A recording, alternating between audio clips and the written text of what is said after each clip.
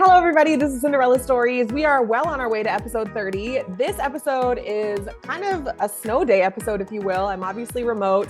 Sav's busy with her Olympics training, getting ready to go to Italy, abandoning us for the time of her life. I'm sure it will be. But in the meantime, I'm going to be holding it down. And I think that the only place to start, honestly, is the fact that a private investigator slid into my DMs this weekend and tried to get me in the mess with some woman who is investigating a man in Rhode Island. He was like, "Hey, Ashley, do you have any connection to this man? A man named Justin Williams, not to name drop, but like I feel like it's pretty common." He's like, "There were some ties. I noticed a tweet that included both of you in 2023." The tweet in question was literally a man named Justin Williams who sent a note to my website and was like, if you weren't so fat, you'd get hired more. And I tweeted that out to be like, imagine doing this on a weekend. Imagine you don't have anything better to do than harass somebody on a weekend. And this is the man that the private investigator, shout out Vic, thinks I'm in cahoots with. Now, sir, I have put up with a lot in my day. Never with a man calling me fat and then being his mistress. But if your name's Justin Williams and you're cheating on your wife or girlfriend who lives in Rhode Island, brother, they're onto you. And I hope they get you. And I hope they get you. So when people say it goes down in the DM, it's oftentimes not what you think it is. Additionally, my difficult weekend continued because I was in Ottawa for an NLL game and I got a run in my stocking. The fixer upper DIY girls will know that to stop a run, you can just use like a little bit of nail polish and it'll stop the fabric from tearing all the way up to the top. It was on my foot. I didn't have that. So I asked the equipment guy, "Do you got any super glue?" He says yes. I say, okay. I put a big dollop of super glue on both ends of the run under my foot and by my ankle, by my heel, I guess. And then I put my shoe on and I didn't realize I didn't leave the glue enough time to dry. So I glued my shoe to my heel and I couldn't rip it off because then it would rip the stocking and then it would defeat the whole purpose of having used the super glue in the first place. So I just walked around with my skin slowly ripping on my heel the entire show, smiling in the face of adversity. And so you say you want to be a sports reporter. Are you prepared? Are you prepared for what it's actually like in the trenches? Maybe, maybe not. But the snowstorm on top of everything just made this week full circle. But we got some storylines to get into that we absolutely must touch on. And quite frankly, I'm going to start with Trinity Rodman. Because she is the face of soccer, particularly in the United States. She's the face of women's soccer for sure. All over the world, I would say. She's definitely one of the main characters. And she just signed a landmark deal with the Washington Spirit to sign a 3-year contract through 2028. Reports are saying it's about $2 million every year, which is the highest paid, female soccer player in the world. So that in of itself, and you know that on Cinderella Stories, Savannah and I have been following this story.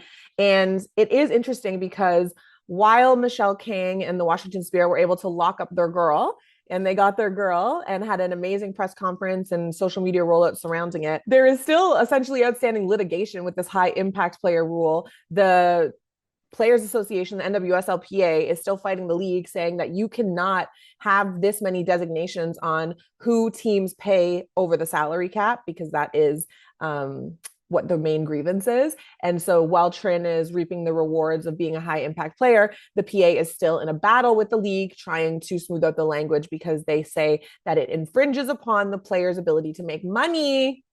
And that's what the PA is there for, is to continue to have the players' backs. So Trinity Rodman is rich, both in life and in terms of her bank account. She's about to secure the bag and those payments are going to hit a little bit differently. And then she went on to captain, I believe for the first time, the U.S. women's national team, who played a friendly against Paraguay. As this 2026 season, international season, are going to be the Women's World Cup qualifiers, which is taking place in 2027. So it's been a week and a half for Trin, which we love to see. And the bigger part, too, is that this high impact player spending that the NWSL franchises are allowed to engage in at this point, it is supposed to be a detraction and a deterrent from players like Alyssa Thompson, Sam Coffey, Naomi Girma, who have gone overseas to play in the UK, where there's a lot of cachet that comes with playing on these teams, but the NWSL is hoping to kind of lure them back in with the cold hard cash,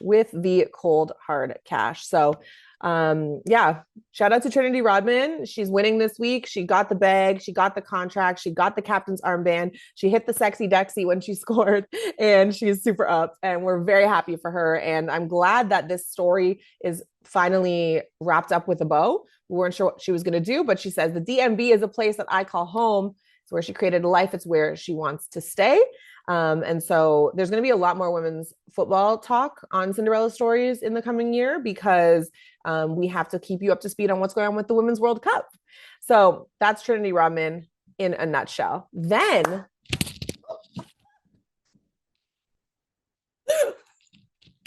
not me beside myself. Hello.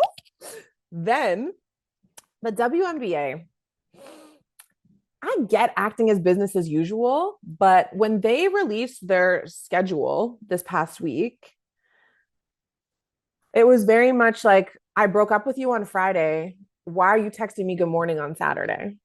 Do you know what I mean? Like, I hope you're hungry for nothing, because the players are still in a position to call a strike. The league is still in a position to call a lockout.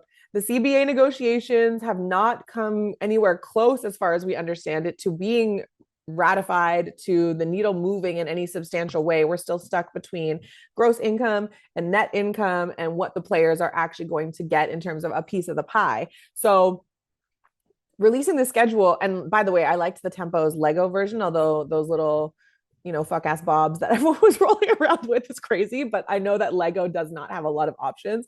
Actually, as a sidebar, I went to the Lego store at Yorkdale with my mom and my cousin, and we made Lego figurines for each other. I feel like mine was a little rough. I feel like I wasn't really represented to my full capabilities. You know what I'm saying? When someone sees you out at the farmer's market and you look not yourself, you're like, oh, no, let me pull up my Instagram and show you the potential. That's kind of what I feel like about my Lego figurine. Nonetheless, I digress. I did like the Toronto Tempo schedule release. I thought it was very, very clever, very, very cute in conjunction with Lego Canada.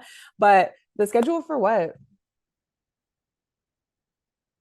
The schedule for what? Because as of right now, there still is no agreement. There still has not been an expansion draft. Portland and Toronto are sitting there like New York, the New York meme, in bed waiting for some action. They can't do anything. March Madness is just around the corner.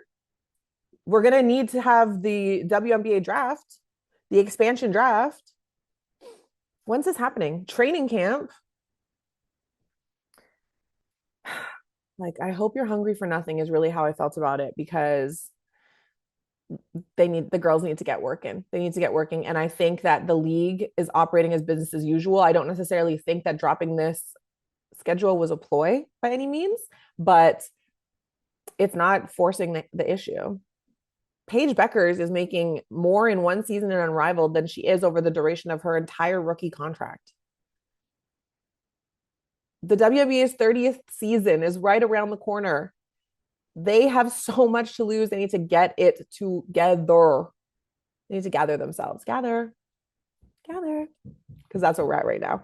And also, just one time shout out to Breanna Stewart, who before, speaking of Unrivaled, before the Mists game against Vinyl, she held up a sign that said Abolish ICE during her intro. And I think we would be remiss if we didn't at least acknowledge the fact that the world is in fucking shambles. And we've seen what this US agency has been doing to Americans, literally terrorizing them. They have now killed 2 people, Renee Good, Alex Pretty. And I mean, I think we all know it's a complete abuse of power. And what I will say is that in North America specifically, if the agencies that are tasked with actually working for the people focused on that instead of hurting them, we'd be in a much better place. Okay. So Breanna Stewart continues to be a real one. She says abolish ICE. The whole situation is just unconscionable, but I digress. So yeah, WNBA schedule drop. Also, you know what is I kind of want your guys' thoughts on a little bit, because the Toronto Temple are playing 5 of their home games literally anywhere but where they're supposed to be. They're going to Vancouver, they're going to Montreal, they're making their rounds, they're promoting themselves as Canada's team, which I understand to a degree. But if I'm a season seat holder and I'm really excited to be in the mix and I'm got there first and I'm an early adapter and I'm a proficient supporter of women in sport and I only get to see 5 games in my hometown, I'm sure the cost might be scaled for it, or you might get first dibs on the games that are outside of the province. The point is, I would want as many home games as possible, and you're outsourcing 5s. I don't know. Just saying. I want to know how you guys feel about it, because I don't love it. I don't love it at all. The girls are playing 44 games, which means 22 are home, which means a quarter of them, essentially, a little less than 25%, are on the road. That's the quick maths. I would be a little bit pissed. I get it though, but I wonder if you want to like rile the Toronto fan base and make them rabid before sending a quarter of your games overseas, if you will. You know what I mean? That's what I just thought of that on the spot. But nonetheless, I digress yet again. Okay. The WAGs are having a moment, yeah?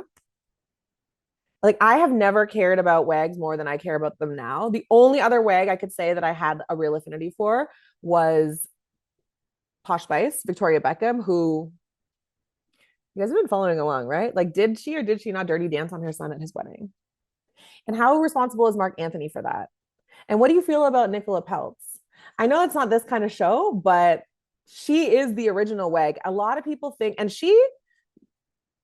I don't want to say dimmed her light for David Beckham, but a lot of people forget that Victoria Beckham and the Spice Girls were on top of the world. On top of the world. And this is when David Beckham was still doing his little blonde bun at the top of his head, his cornrows. He had the two of them, when they got together, they were sitting on a throne. They were actually like a royal couple, particularly in England. And so Victoria Beckham is my original WAG, but in terms of fame. But now Cardi B, her man, is headed to the Super Bowl. The Patriots are playing the Seattle Seahawks next weekend in the Super Bowl. Next weekend? No, in 2 weekends, excuse me, the first weekend of February. And Cardi was on the sidelines getting interviewed. She had her fur on. She had this like icy teal wig situation. And she was just like gagging over her man. And so I got to thinking, like, what is the WAG hierarchy? That's where my head went immediately. So it's like WAG, for those who don't know, women and girlfriends of professional athletes. Obviously, there's 2 tiers. Well, I say 2 columns: wives and girlfriends. Okay, I think that's it's very straightforward, very simplistic. The wives are the top of the food chain, I would say. The overlords, the gatekeepers. We've heard stories recently, now that the girlfriends in column B have started to speak out a little bit about sometimes not being included in team events because they're not a wife, on feeling left out, on feeling like they have to prove themselves, saying there's like a clear divide in some instances, only with some teams. So we'll say the wives are the gatekeepers. Okay. They have skepticism to the new girls, the flavor of the month type. They don't want to water down their pool of friends if they're just going to be like, bye, next girl coming in next week, different custom outfit, cheering for the same guy. The girlfriends, obviously, we know, dating, wifed up, maybe living together even. They just haven't secured the ring yet. And then come the subcategories, which would be like the behavior, right? And honestly, this is too much of a deep dive into WAGs, but I'm here for it. I'm sad because there's like WAG Watch, where we're interviewing the WAGs. We're doing tunnel fits, like Betches is all over it. So the girls are interested. The subcategories are the behaviors. There's like the BTS WAG, if you will, the person who's behind the scenes, super, super low key. Like, unless you know, you wouldn't know that they were with a professional athlete. I feel like Kylie Kelsey is an example of that. Now, not recently, when her husband got famous, she's like, I have something to say. Give me a microphone, give me a podcast. And she blew up in her own right. But before that, she was very under the radar until her husband became America's sweetheart. And then they're like, who is this brilliant woman behind this man? Oh, it's Kylie. So the BTS WAG is somebody who, you know, is doing their thing. That's part of their life. They're not really too hung up on it. Then there's like the DIYer TikToker WAG that is happy to be there. They're wanting to support.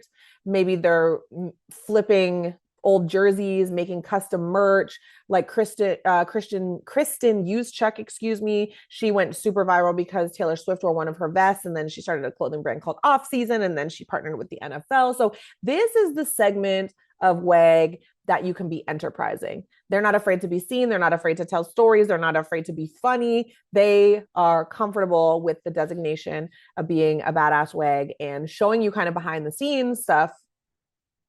The DIY WAG, TikToker.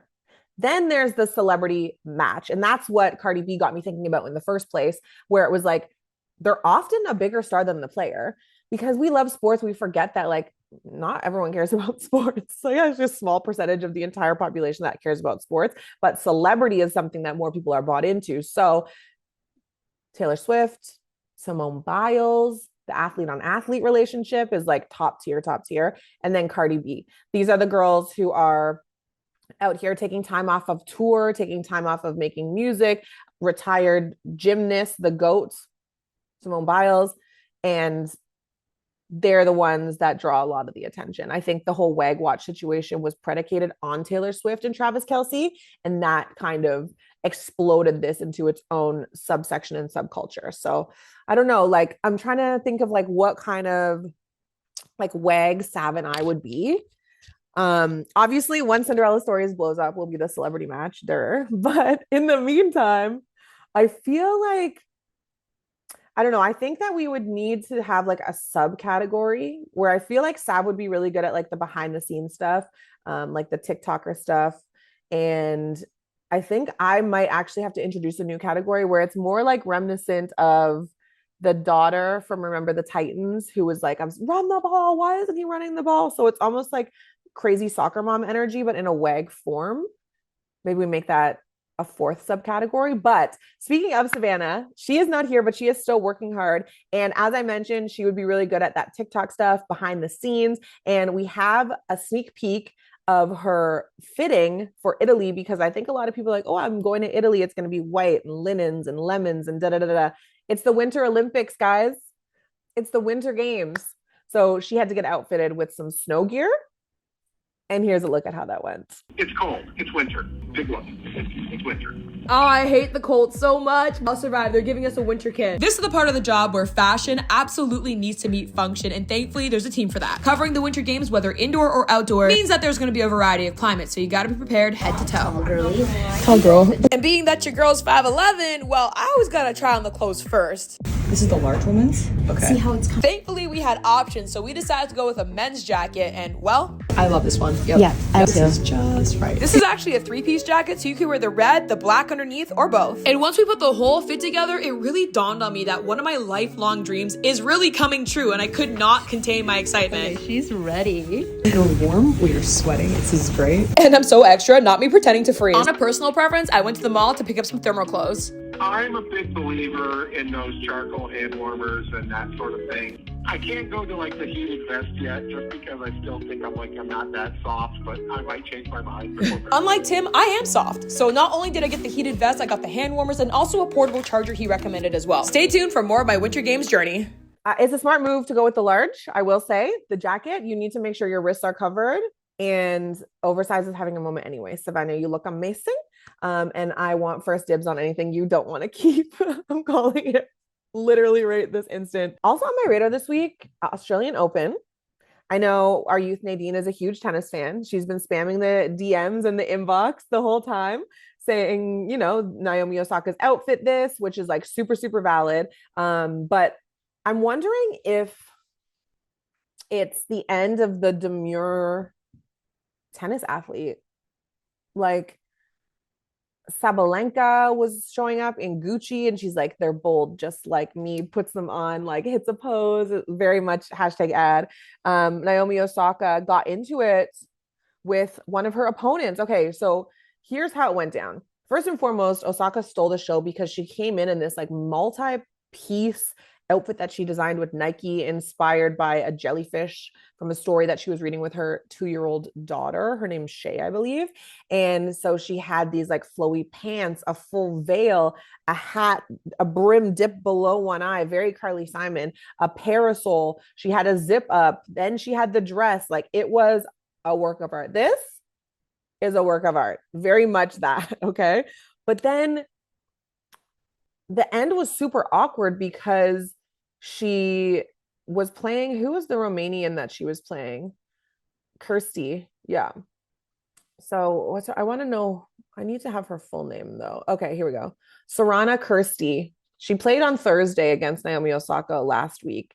And after the match, and Kirsty was about to retire. She's like a 20-year vet on the scene. She's a grizzled old vet, although she looks amazing. But this was her final match of her career. And so she goes up to the net. They go to shake hands. And she makes a comment about Naomi Osaka just constantly being like, come on, like in a positive way to herself, specifically in between first and second serves, almost cheering on the fact that the first serve was a fault, which, if you know tennis, it's very uppity. It's very button to the top. What's the Windsor knot on your tie?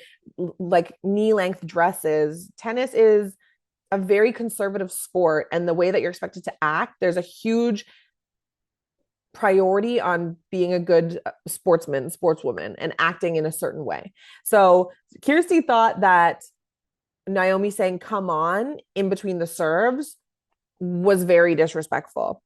And in that moment, Naomi Osaka was like, very like, bro, okay, I don't know what her problem is, but I don't give a fuck. That was very much Naomi's vibe. She actually did say, bruh. She also said, I think this is her last match in Australia, so see you later, is essentially the undertone. And she did come back and she apologized in the press conference. She said, I'm a little confused. I guess that emotions were very high for her. I also want to apologize. I think the first couple of things that I said on the court were disrespectful, and I don't like disrespecting people. It's not what I do, even though it's absolutely what she did. So we love that she can, run it back and be like, hey, I was wrong for that. But Naomi Osaka has been operating with some spice lately, I feel. And again, my initial question, like, is the demure tennis movement over? And is the Australian Open showing that we, can allow the women to have more of a personality, more of an edge? Because tennis is a grueling sport, dude. Have you guys ever played tennis, like in any way, shape, or form? That's not just like a little rally. It is tough. And you're often playing in the dead of summer. So it is hot. It is mental. It's an individual sport. If you're not there that day, you're done for. Like, there's no one on your team that can come and save you. You can't tag somebody in. You can't make a sub. It's not even doubles where you can have your teammate make a 1-2 play before you get back in the game. And so I think that this is kind of a turning of the page where these women are just being themselves a little bit more and allowing that fire to come out. Understandably, some things that players like Serena Williams or Coco Gauff or why am I forgetting her name? Or Venus, yikes, or Venus Williams were like very much criticized for throughout the entirety of their careers. So I just think it's funny, but also like I'm very much here for it and just saying things with your chest. That fire that they play with, yeah, I want to see a little bit more of it. I want to see them yapping a little bit to each other. So we will be watching. Here's the thing about Naomi Osaka, and our other youth, Haley, did a good job of reminding me about Naomi Osaka and her treatment towards, or her attitude towards, Victoria Mboko at the National Bank Open, where she was short thanks, I guess, didn't congratulate her until the post-game press conference. This is obviously somebody who is getting caught up in the emotion of the moment, which is fine. We want passion, we want desire, we want disappointment. Those are all completely normal elements of the athlete experience in any competitive circle. But like, Naomi Osaka, just enter your villain era already. Like, just do it. Just be like, I'm a mom of a 2-year-old daughter. I don't have time for the shits anymore. Like, I'm here to play. And when it doesn't work out, I'm pissed and I want to go home. Or I do have an attitude and I am going to say, bruh, what is your problem? You're doing too much. Because like the kind of snarky, rude at times behavior to the post game, the post match press conference apology, I'm getting tired of the recycled material. Like, just lean in. If you said to that girl, bro, you're doing too much, then bro, you're doing too much. Like, just be in your villain era, because I'm getting confused. Obviously, you're that girl. You come in your fit, you have a veil, it's a moment. You don't shy away from a moment. But then when your natural personality, essentially after your matches, comes out and you're either salty about a loss or, you know, feeling a way about certain feedback that your opponent has given you, you're rude. But then you walk it back. I just need Naomi Osaka to open that veil and usher herself into her villain era. And I think that it would just be more fitting right now. That's okay. That's okay. If you're sick and tired of being sick and tired, then do that then. But it's a tough look to come to Kirsty, be rude to her on the microphone, be disrespectful, your own admission, after you came in with a veil, ranked 16th in the world, and then have to retire with an injury. Like, girl, mamas, pick a side. And I'm hoping that it's your villain, like, enter your Nick Kyrgios era. Sabalenka's wild all the time. She doesn't make apologies for it. She's like, yeah, I'm an intense person. I get it. Let me put on these Gucci shades and call it a day. So that is on my 2026 ins list. I'd like to add it from a couple weeks ago. 2026 in, Naomi Osaka being the villain that you are, baby. Listen, I'm an Ursula apologist. The contract was very clear. Ariel signed it under her own volition. There was no pressure. She showed her the little grubs in the ground. This is what you're going to be like if you do not complete the task. If this guy does not kiss you, you're going to be this grub in the ground. Can we put them up here? Ariel said, I know. I'll give a book. I want my man. Ursula said, okay, I'm just a businesswoman. I'm just running a business. I'm just running a business. If this was a McDonald's franchise, the pen's to paper. Like, you can't walk it back. So 2026 in, Naomi Osaka entering her villain era, please. And then finally, has anyone heard of the FIFA Women's Champions Cup? Because I hadn't really, but Gotham FC are playing in the first ever FIFA Women's Champions Cup and will face the new South American champions, Corinthians. They're from Brazil. And this event will be a stepping stone for the inaugural FIFA Women's Club World Cup in 2028, which is different from the Women's World Cup in 2027. It's the club championship, and the Women's Champions Cup, if you're still with me, is comprised of 2 semifinals, then a third place match and a final. And that is going to be played during this last week of January, like happening right now. So if you are thirsty for women's sports and you want to make sure that you're keeping up with soccer in particular, with football, these are the events that they're splaying out for us. And it's really not anything revolutionary in the sense that they've done this before on the men's side a ton. There's a lot of interplay between the different federations, the different leagues. And so they always seek to see the best of the best, whether it's the Champions League, whether it's the Prem League. The men have things in place where there's cross competition. And so the women are simply catching up to that. Just to clear it up for everybody, there is the friendlies and qualifiers this year, 2026, in preparation for the 2027 Women's World Cup. Then there is also this year, the FIFA Women's Champions Cup, which Gotham FC is playing in, the aforementioned Corinthians. That's who they're playing against. Semis, finals, and then a third place match.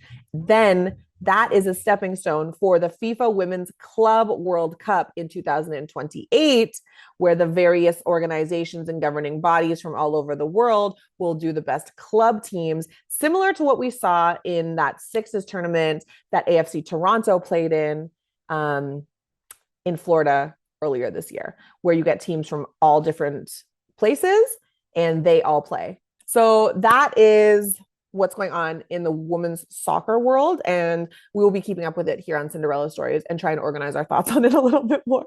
Savannah, where are you? Speaking of Savannah, we have one final note from her. She's checking in because, as you know, she's taking on sled sports for CBC for the Olympics. And recently, Team Canada has just been named in a lot of different disciplines. We've seen it coming very, very last minute, if you will, because the qualifications have been taking place on a rolled out schedule. So Savannah has the information on the women's bobsled team. That is exactly who she's going to be spending her time around.